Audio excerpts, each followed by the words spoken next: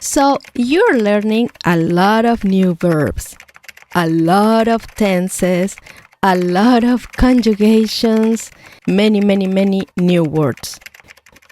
In our program, we provide you with vocabulary lists and guides where you can find the most common verbs or the most irregular, so you can have a reference each time you are writing a new sentence. But what if the verb you want to use is not in any of your notes?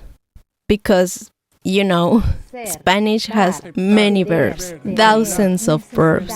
We cannot write them all in any guide. Well, there is one place where you can find most of them: the dictionary. Go to www.rae.es.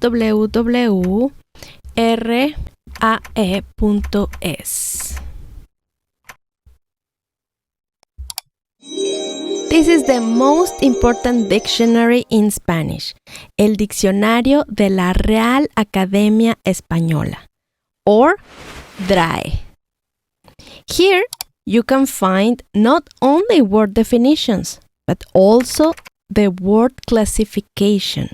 It means that you can know if a word is a noun, an adjective, a verb, if it's a masculine or feminine noun, if it's a transitive or reflexive verb, and much more important data. Let's see, for example, the word mano. This little f means femenino, feminine, a feminine noun. That means that even when the word ends in o, mano, you should use feminine articles and adjectives. La mano, una mano, la mano bonita. The same happens with mapa. See this little m here? It means masculino, masculine. So even though it ends with a, mapa, I should use masculine articles and adjectives. El mapa colorido. Now, let's look for estudiante. This is an interesting word. It has an M and F. That means that this is a noun, masculine and feminine. So you can say el estudiante, masculine, or la estudiante, feminine. The word itself doesn't change, only its articles and adjectives.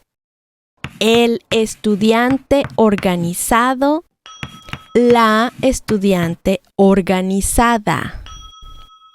There are many other words similar to this. For example, deportista. It has an M and an F. So, the word itself doesn't change because it can be both masculine and feminine. El deportista rápido, la deportista rápida. It says here that it is also an adjective.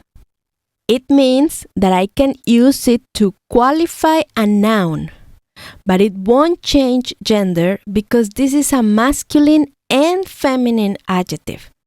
El muchacho deportista, or la muchacha deportista. Now, let's see some adjectives. What about bonito? It has two numbers, number 1 and number 2. It means that this word has two different meanings. The first meaning is the name of a fish. Pez, bonito. With that meaning, it is a masculine noun. But the second meaning is an adjective, which means pretty or cute. Why does it say bonito ta? That means that this adjective can change depending on the noun it is qualifying. For example, I would say el niño bonito or la niña bonita. All the adjectives that can change in gender are called variables. You will find them with both endings. Listo, lista. Alto, alta. Pequeño, pequeña. Lento, lenta. Inteligente. This adjective does not have another ending. That means that this adjective is invariable. It doesn't change in gender.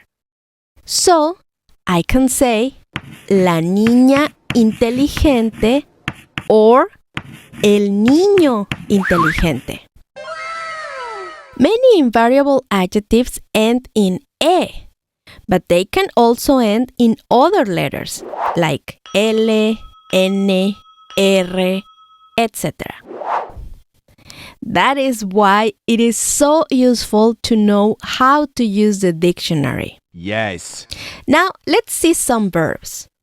Let's say I want to use the verb coleccionar. I want to use it in preterite tense, but I don't know if it's an irregular or regular verb, and I can't find it in any of my guides. Let's look in the dictionary. This TR means that the verb is transitive, transitivo.